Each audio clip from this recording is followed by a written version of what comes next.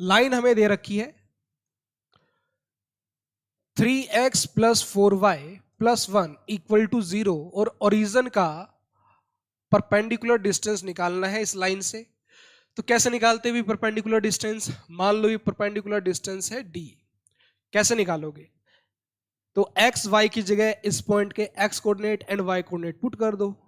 x की जगह 0, 0 into 3 0 plus 0 into 4 0 plus 1 divide by square root of x के coefficient का स्क्वायर 3 का स्क्वायर 9 प्लस y के कोएफिशिएंट का स्क्वायर 4 का स्क्वायर 16।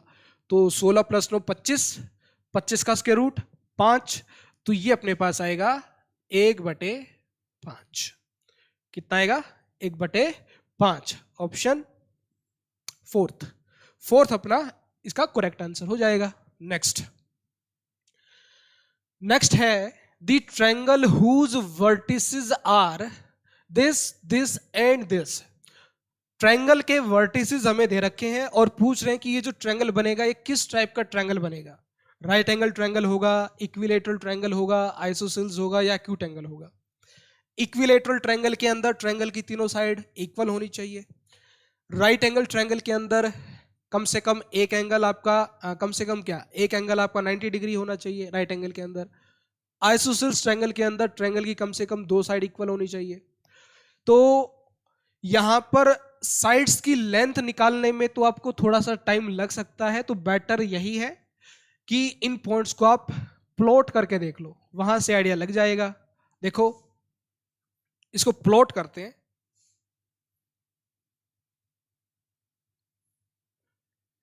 तो 0,0 होगा यहां पर ओरिजिन पर 0,0, फिर 2,0। मान लो ये 1 है और ये अपने पास 2 है, तो ये पॉइंट हो गया 2,0 और 0,3 ये 1 ये 2 ये 3, ये पॉइंट हो गया मान लो 0,3। तो इन 3 पॉइंट्स को मिलाने से ट्रायंगल बन रही है। इन 3 पॉइंट्स को मिलाने से एक ट्रायंगल अपने पास बन रही है। तो ट्रायंगल आपको साफ साफ दिखाई दे रही है भाई। ट्रायंगल के अंदर यहां पे 90 डिग्री बन रहा है। तो ट्रायंगल किस टाइप की ट्रायंगल है? राइट एंगल ट्रायंगल है। इक्विलेटरल तो है ही नहीं। ये वाली साइड आपकी 2 यूनिट की है, ये वाली साइड आपकी 3 यूनिट की है। ये 2 है, ये 3 है, तो वो तो कुछ और ही आएगी पाइथागोरस थ्योरम से। तो आंसर हमें मिल चुका है, सेकंड ऑप्शन इसका करेक्ट है। ट्रायंगल आपकी राइट एंगल ट्रायंगल बनेगी। Next question number 105। The maximum value of sine theta into cos theta is. Sine theta into cos theta की मैक्सिमम वैल्यू देखो, sine theta into cos theta maximum value बतानी है। Maximum value अगर बतानी है तो क्या करेंगे, या तो इस पूरे को आप साइन में कन्वर्ट करो या इस पूरे को आप कॉस में कन्वर्ट करो, वहां से मैक्सिमम वैल्यू बता पाएंगे। तो मैंने इसको पूरे को साइन में कन्वर्ट करने के लिए क्या किया, 2 से डिवाइड कर दिया, 2 से मल्टीप्लाई कर दिया और 2 sine theta into cos theta sine 2 theta.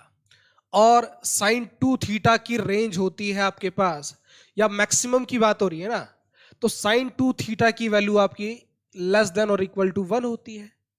तो सिर्फ मैक्सिमम की बात कर रहे हैं। तो हमें यहां पे 1/2 भी चाहिए मल्टीप्लाई में, तो दोनों तरफ 1/2 से मल्टीप्लाई कर दो।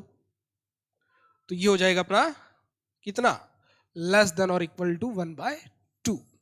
तो 1/2 साइन 2 थीटा की मैक्सिमम वैल्यू अपने पास आ जाएगी कितनी, 1/2। ऑप्शन नंबर 2 सेकंड ऑप्शन इसका अपना करेक्ट हो जाएगा।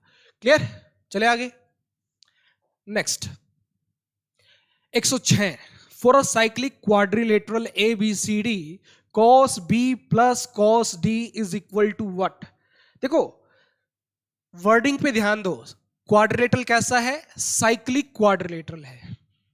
और अगर आपको साइक्लिक क्वाड्रिलेटरल की प्रॉपर्टी पता है तो इस क्वेश्चन के अंदर आपको प्रॉब्लम नहीं आएगी। साइक्लिक क्वाड्रिलेटरल की खासियत यह है कि उसके जो अपोजिट एंगल होते हैं साइक्लिक क्वाड्रिलेटरल के, अपोजिट एंगल एक दूसरे के सप्लीमेंट्री एंगल होते हैं, मतलब अपोजिट एंगल का सम 180 डिग्री होता है। तो यहां पर अगर आप कोई एक क्वाड्रिलेटरल बनाते हो,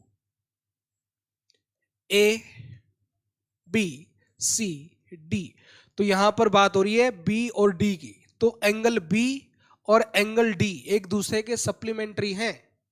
सप्लीमेंट्री मतलब बी प्लस डी जो है वो 180 डिग्री के इक्वल है। Angle B plus angle D, angle B plus angle D क्या है, 180 डिग्री के इक्वल है। तो हमें निकालना है cos B plus cos D. कैसे करेंगे? Cos B plus cos D की value, cos B as it is, D की वैल्यू कितनी आएगी भाई? यहां से डी बोल लो या एंगल डी बोल लो, 180 डिग्री माइनस बी, तो ये आ जाएगा cos of 180 degree minus B.